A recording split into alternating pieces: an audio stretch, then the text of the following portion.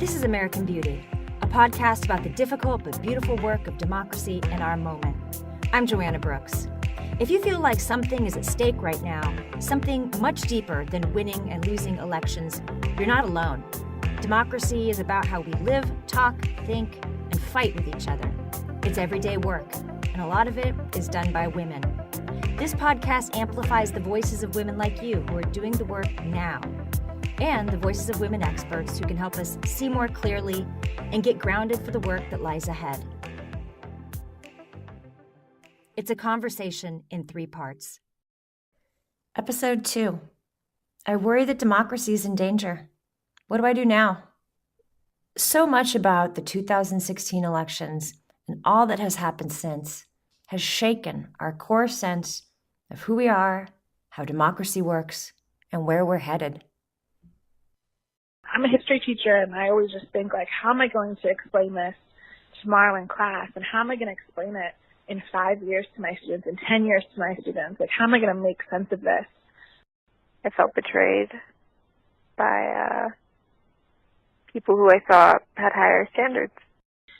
I was afraid to leave my house on the day after Election Day.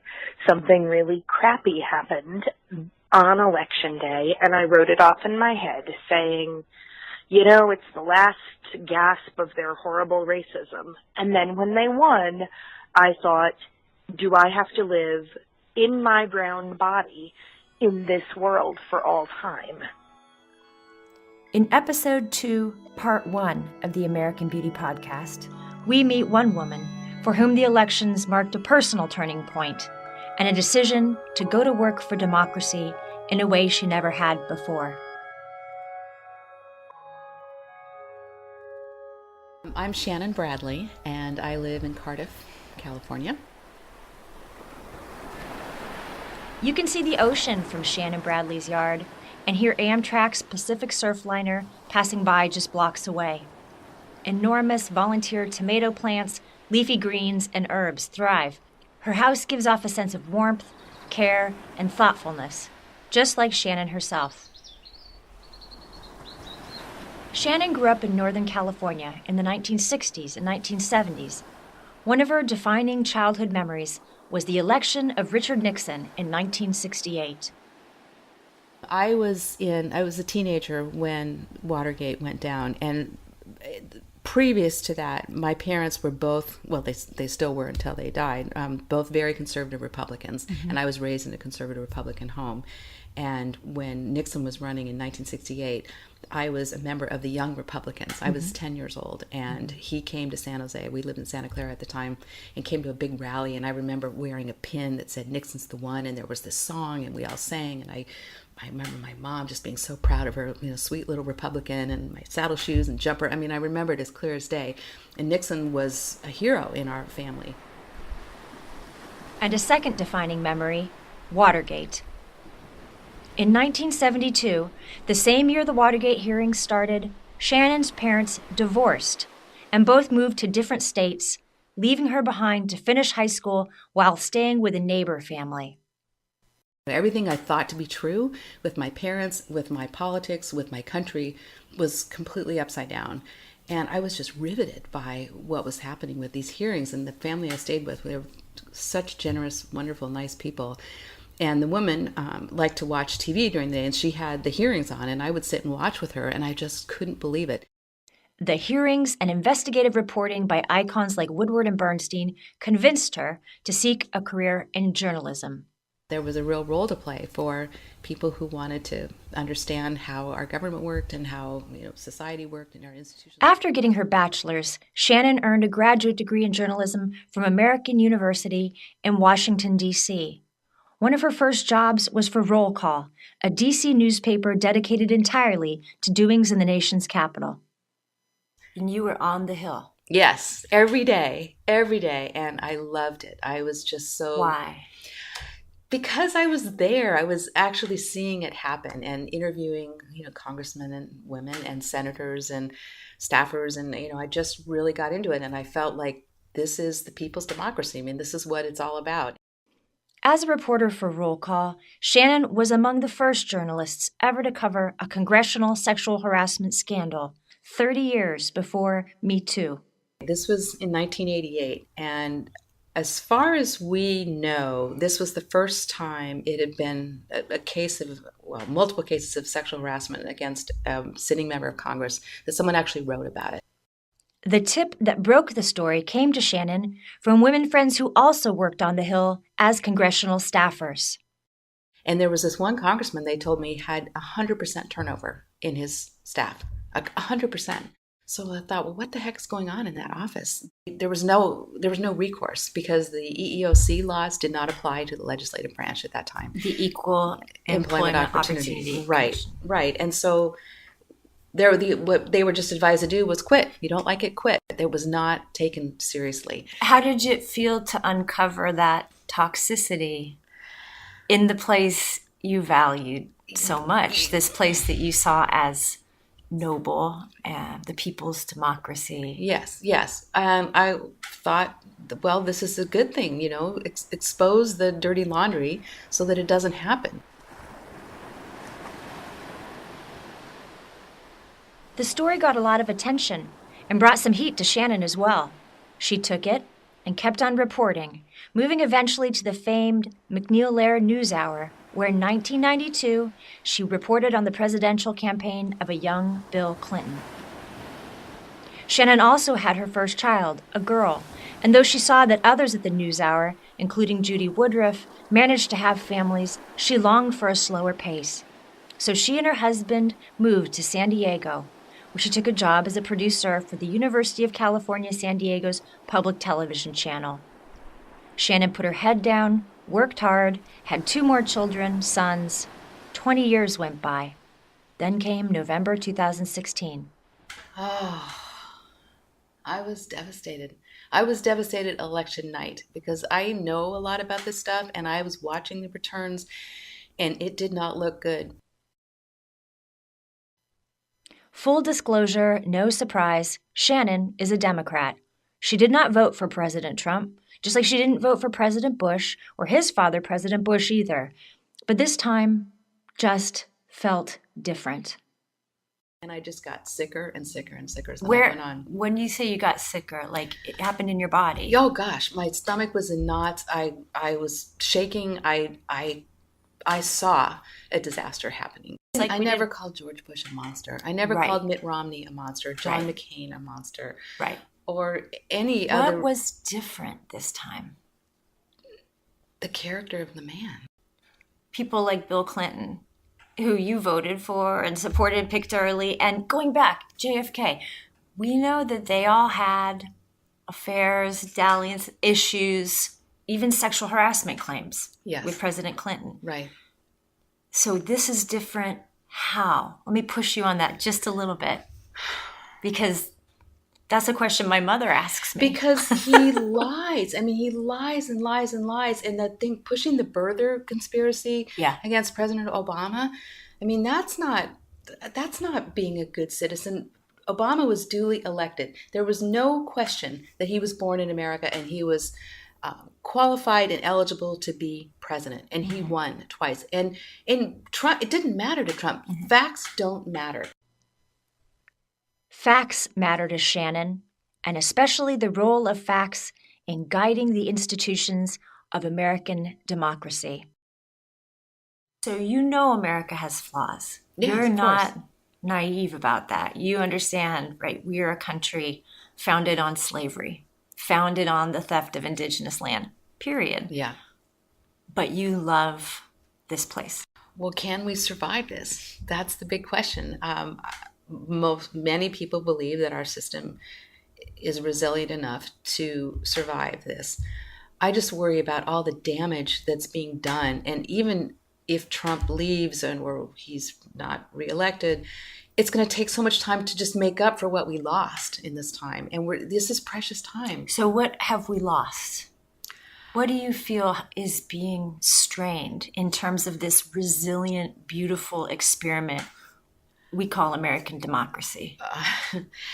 I think what Mitch McConnell did in the Senate holding that seat after Justice Scalia died and holding it for a year and not letting the process go forward, let the president nominate, let the Senate, advise and consent. I think that was a huge mistake. And now we have Neil Gorsuch. He was duly, nominated and appointed and voted, but that was a problem. I think what with McConnell messing with the system was bad. I think that brings shame on the Senate. November 2016 made Shannon wonder, had she been doing enough? Was the work she did every day making any difference? Did it help? Was it worth it? In the subsequent months, I just felt like what I was doing professionally wasn't worth it anymore, because I had been working in academic television for the last 25 years, where the idea, the concept is you interview smart people, have them talk about their work, and put those ideas out there, either broadcast or online, and kind of feed the system upstream. Mm-hmm. But that didn't matter. I mean, clearly what happened, the results in November suggested to me that I'm working at the wrong end. I need to work on the other end, which is getting people to vote. So I decided to leave my job. And when did you decide to leave your job? What point? What month? January. So he was inaugurated in January of 2017. And by January of 2018, I just decided this idea that I can help things and I can affect change from the halls of academia, it's just not working for me anymore. She decided to join a community organization to get out the vote, full-time, volunteer. She's never done anything like this before. As a reporter in Washington, that's absolutely not allowed. And I always felt, as the producer for a public university television system, that I shouldn't engage in politics publicly. I mean, I certainly voted, but I didn't. I never had wrote, signs. I never contributed to candidates, because I was being paid by the university to be an honest broker by day, and I just felt that I could embarrass the university if I were an activist at night. I can't sit and watch it. I've got 2 teenage boys, and I've got a daughter who's, in her 20s and ready to live her life. And I can't just sit back and stress and fuss from the comfort of my university job. Stress and fuss. Earlier this year, I surveyed more than 1,000 women over 30 about how they've been feeling since November 2016. More than 70% said anxious or frustrated, and only 14% felt that what they were doing every day with their lives made any impact. November 2016 changed a lot of women like Shannon Bradley, unleashing a kind of energy that they haven't always known what to do with or how to live with. In the past, my interest and passion for politics was kind of like a party thing. Anytime there was any kind of social thing, talk to Shannon about politics. She knows all about that. Watch her get all hot and bothered. And I'd get all worked up about something, but it was passing. Then we'd be on to something else. You could step in and step out of it. Right. And it was more like a hobby or, just an interest of mine. But now it's all consuming. I just think about it all the time. I worry about it all the time. I read the paper in the morning and I'm horrified. And all day long, even when I'm doing my work stuff, if I, go online quickly to see what's going on, I don't want to just sit and observe and talk to smart people about it and have them, prognosticate about the future. I don't want to do that anymore. There's an urgency. Yes. Because the assumptions we were working on crashed. Yes. And the assumptions we were working on were that the system is strong, information produces rational choice. Right. Maybe they were voting from a different place. Not from rational choice, but from a place of hunger or anger. There's the fire that comes up in you and in me that makes us want to get in the game. Yeah. Because something has changed and something is at stake that we love. And I have to think it might feel the same for others, even with a different outcome. Do you think? What do you mean? Maybe you and I aren't rational actors either. Maybe we are motivated by hunger for a dream or love of something that felt noble. Yeah, but it was, I would argue that these opinions are based on fact. I mean, I read newspapers and I listen to, good reporting on National Public Radio and other places and network news, my opinions are based on facts that I absorb. And we have to agree on the facts. We may not agree on what to do about those facts, but if the facts themselves are being skewed, that's a problem. Maybe that's one way to describe why this election felt different to Shannon Bradley and women like her. As a journalist committed by her vocation to facts, the fact that America seemed not to be able to agree on the facts or was choosing in a way that seemed to defy facts and their logics changed Shannon Bradley, changed her so much that she's leaving a job she loves, taking early retirement, though she still has kids in college, and doing the work full time. Are you scared? I am a little nervous about change. Change is good, but it's also, I'm a little scared.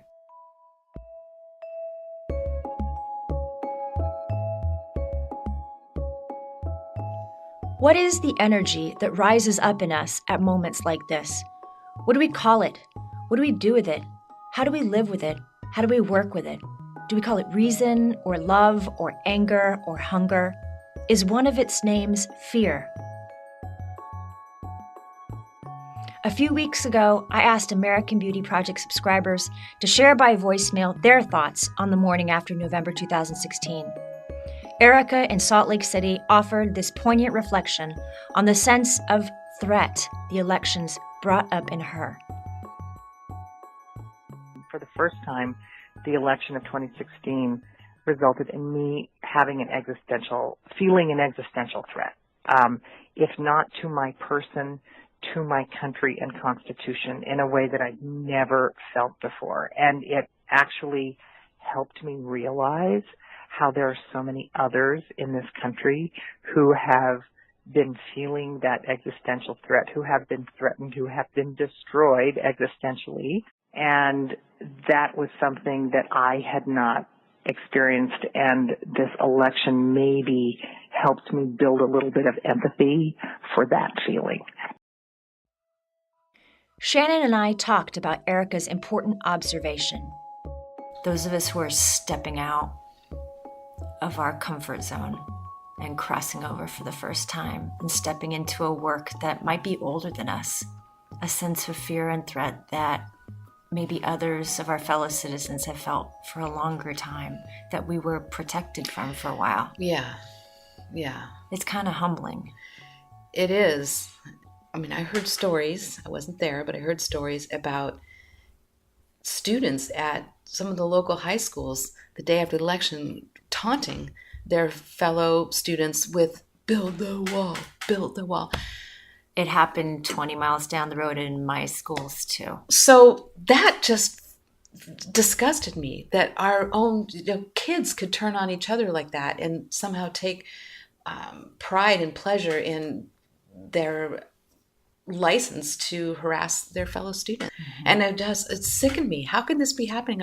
These are kids our kids play soccer with, they work in the grocery store, they're they're our neighbors. There was something in us and among us we didn't recognize until it came out in full ugliness. Yes.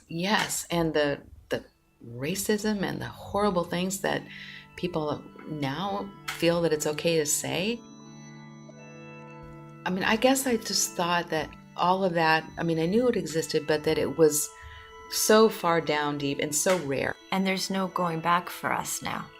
Once we see this ugliness in our, quote, safe neighborhoods, among our cherished neighbors who look like us, towards people who don't look like us, does it change the way you live every day with your neighbors? I am much more sensitive to that. And if I hear anything disparaging, I just shut it down. Right. I just don't want anyone to feel that it's okay to talk that way around me or around my husband or around the kids or something. And does it change the way you understand our principles and what democracy has been and what it needs to become?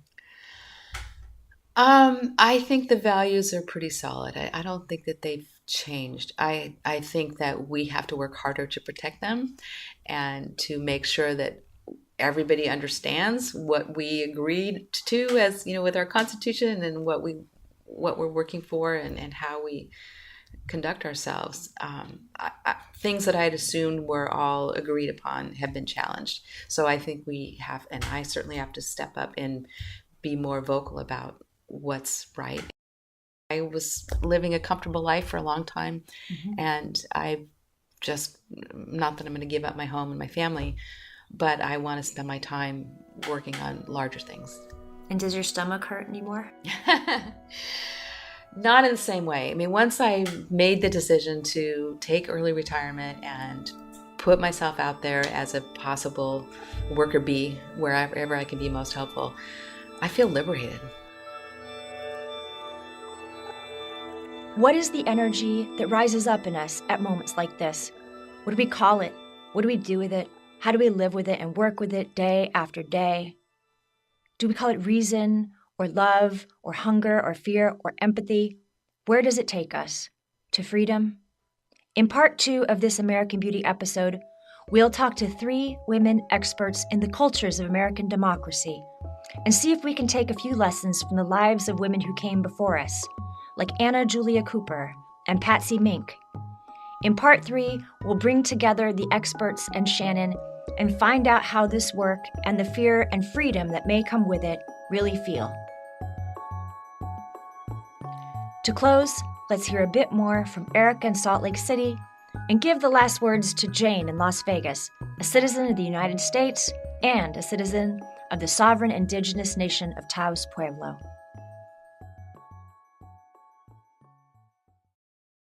That arc of history bending toward justice was suddenly perhaps just a beautiful, unreal idea. And I need to have a greater understanding of how darn long that arc is. In November 2016, the day after the election, I was unhappy but not overly worried. Our nation was built on a set of principles. The Constitution provides checks and balances to protect our freedoms. I believed that then, as a nation, we would survive Trump because of the legislative and judicial branches of government. I know that as an indigenous person, the government has often failed my peoples, but I still believe in the ideal. When one branch of government has failed American Indian tribes, another has returned or restored our rights. I should have known, with the rejection of Obama's Supreme Court nominee, those other branches of government were corrupted by partisan politics. The legislative branch has not been willing to stand up to Trump. They rubber stamp his whims and desires despite acting against the self-interests of the American people, most notably with the bankrupting tax plan. The judiciary has shown more courage in rejecting some of Trump's damaging policies, but I have lost confidence in the process. I find it difficult not to despair. Jane Hafen, Taos Pueblo.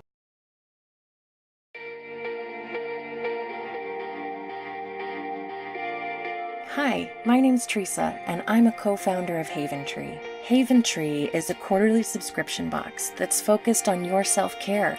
Each box is filled with items that make caring for yourself an indulgent ritual and not just a chore. Natural skincare products, beautiful totes and planners, purposeful jewelry, journals, and craft kits, because making something is so good for you. Self-care is a powerful tool. We'll show you how to master it. Listeners to the American Beauty Podcast can get $10 off their first box by entering Beauty10 at checkout. Visit www.haventree.shop for more information and to sign up. That's Beauty10 at www.haventree.shop.